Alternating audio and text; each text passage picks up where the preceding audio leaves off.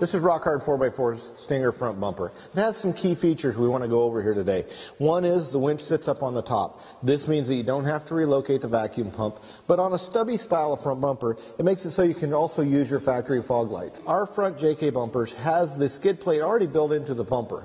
So we're not selling you a separate part. And that skid plate goes down and protects the sway bar disconnect, and it also connects the lower frame in the front of your vehicle, which is where you're really hitting things. Has 1-inch D-rings. In the front of the bumper down here, it has openings for the front of your high lift jack. So in case you need to lift your vehicle, the Rock Hard 4x4 front bumpers are strong enough that you can lift your complete vehicle off of it. The Stinger front bumper is braced, and it has the stinger that sticks out the front. So one is, you know where the front of your vehicle is when you're out wheeling. Gives you some extra added protection to that winch and has a cool off-road look to it. We're going to go ahead and show you how to install this Stinger front bumper on your JK. We're going to remove the plastic panel in between the bumper and the grille and the lower air dam here. Sometimes removal of these plastic plugs can be a real big bear.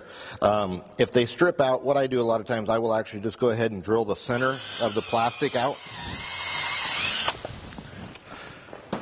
Next, what we're going to do is, after we've removed the plastic plugs here on the top on both sides, it's kind of tough to slide this out and get it to the side. Now, what we do sometimes is you can actually pull up on this and remove it in between the bumper and the grille.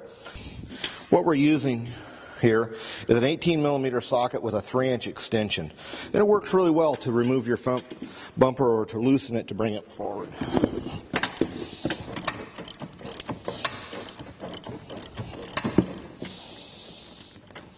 So we're going to go ahead and remove the plastic plug that holds this wire loom into this channel.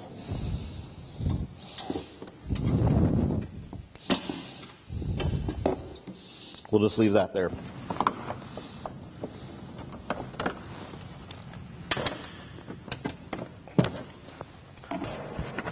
There are 2 additional plugs, one located here and one on this side, that hold this air dam in place. When you remove the front bumper, there is 4 wire ties that hold the factory fog light wiring on the inside of the bumper. We want you to go ahead and clip those wires, as we'll demonstrate here.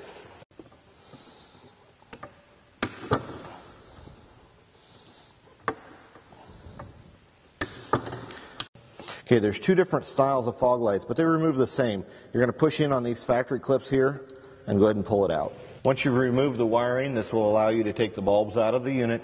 Go ahead and take your factory front bumper and set it to the side. Now go ahead and install the factory fog lights in the back of the Rock Hard 4x4 bumper, using either an 8mm socket or a 5/16 socket.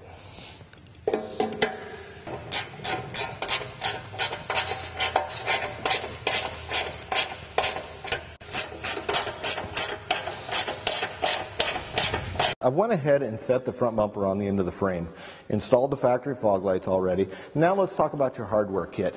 In the hardware kit, there's 2 spacers. Okay? The longer spacer is always used. This shorter spacer is only used when you have some of the import winches. A standard Warren, Ramsey, Super Winch, most of those will just require the use of the longer spacer, not using the shorter spacer also. When you have some of the import winches, you'll need to use the longer and the shorter spacer, because the power cord coming out of the back of the winch can interfere with the grill. And this will give you enough space so that doesn't happen. Now we're going to install the bolts and the spacer. And the spacer goes in between the end of the frame and the inside of the bumper. So what you'll do is you'll put the bolt through the front of the bumper, reach in the back side here, put the spacer, you'll put this through the end of the frame and put the nut on there. Then you will use either a 5/16 or 8mm Allen wrench in the front with a 3/4 inch socket on the back to tighten it up.